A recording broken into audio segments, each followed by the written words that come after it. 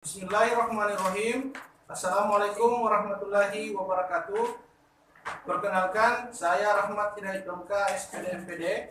Saya seorang dosen pada program studi D3 Teknik Elektronika, Akademi Teknologi Industri Dewantara, Palopo.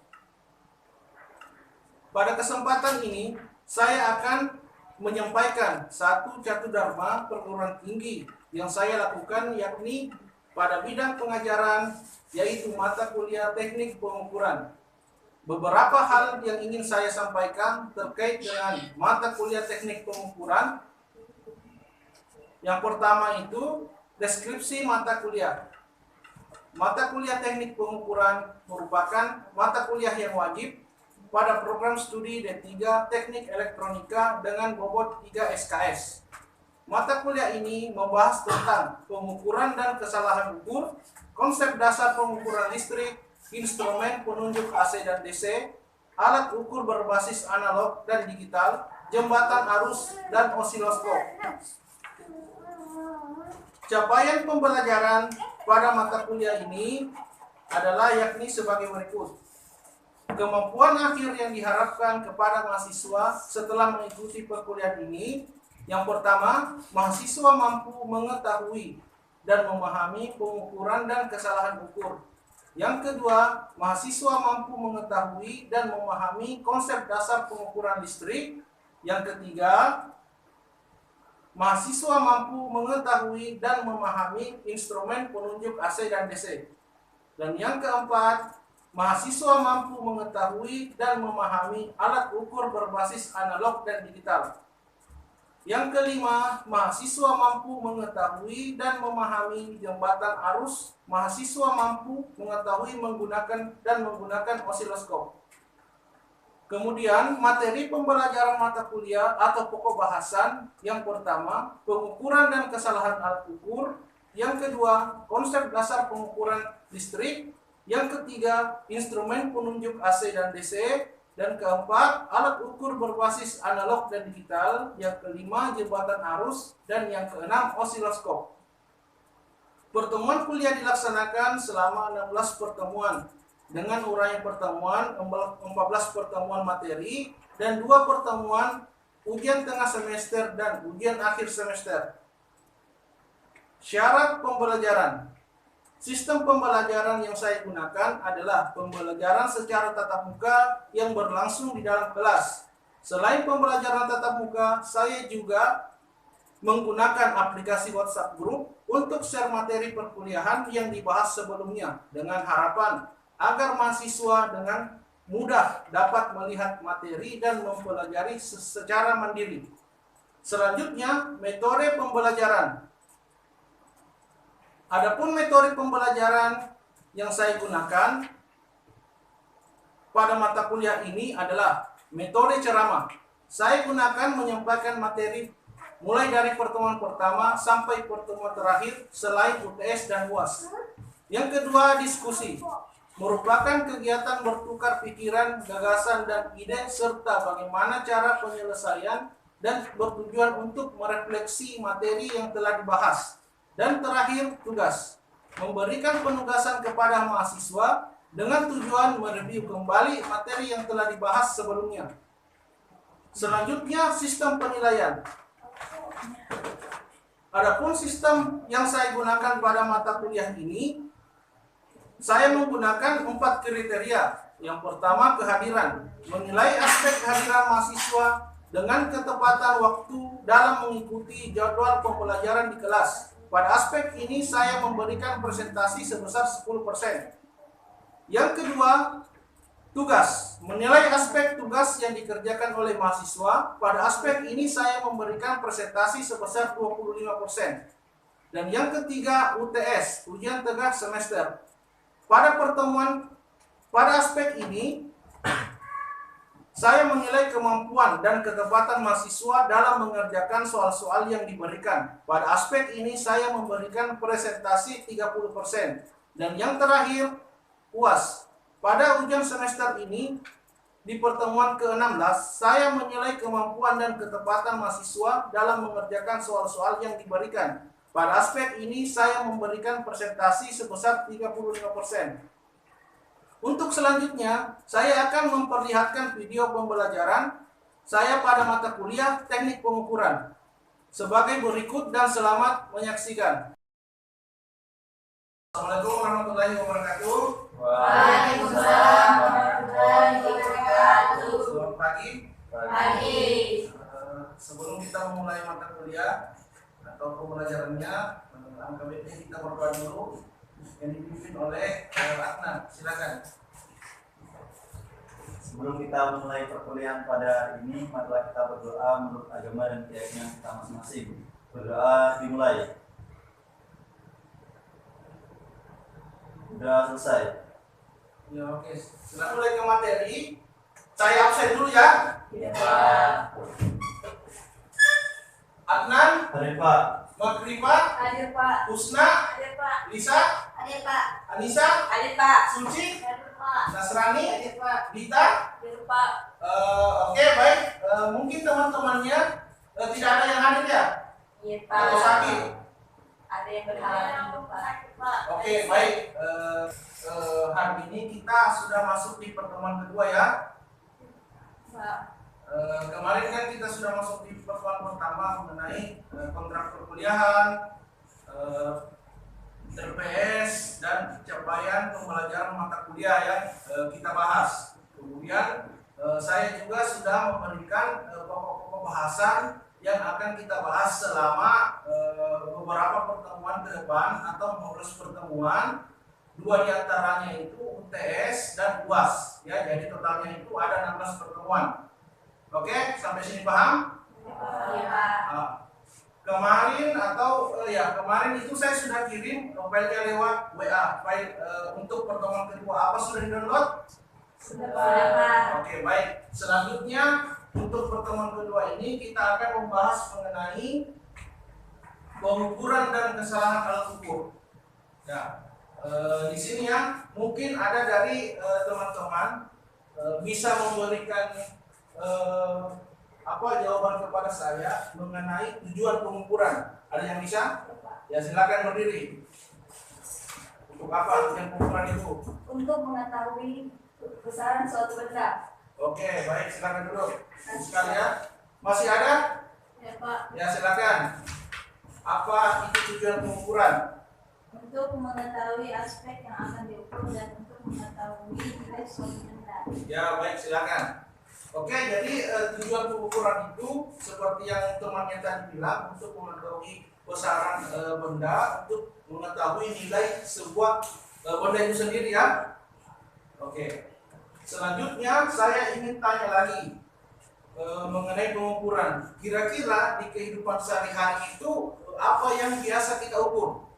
Pak. Ya, silakan berdiri. Coba berdiri. Pengukuran arus listrik, Pak. Oke, baik sekali. Ya, silakan dulu. Ya, oke, baik. Salah satu contohnya itu pengukuran arus listrik. Karena kita prodi kita teknik elektronika, jadi materi kita itu akan berhubungan dengan elektronika dan hukum-hukum listrik ya. Oke? Oke, kita lanjut ya. Nah, ini dia tadi ya. Jadi pengukuran itu tujuannya adalah menentukan nilai suatu perusahaan listrik yang seperti temannya tadi bilang, untuk mengetahui nilai ya sesuatu yang diukur, kemudian untuk merupakan taksiran nilai besaran ukur, dan karena hanya merupakan taksiran maka setiap proses pengukuran selalu mengandung kesalahan error.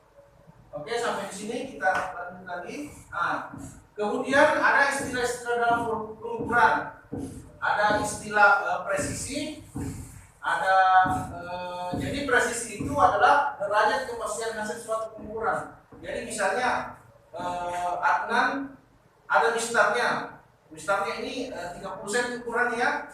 Kemudian Dita punya mistar tapi 30 cm awalnya tapi patah, dipakai mengukur ya.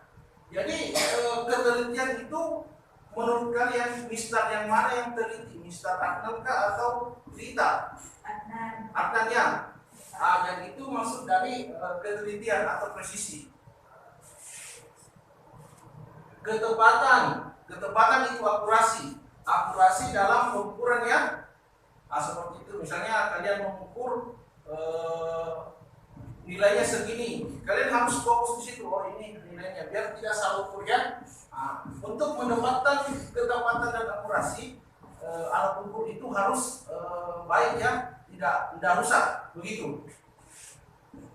Sensitif atau kepekaan ya. Jadi ada juga namanya itu sensitif atau kepekaan. Jadi alat ukur itu biasanya ada tidak bisa, misalnya Suci mau mengukur suhu, dia pakai pengukur yang suhunya rendah.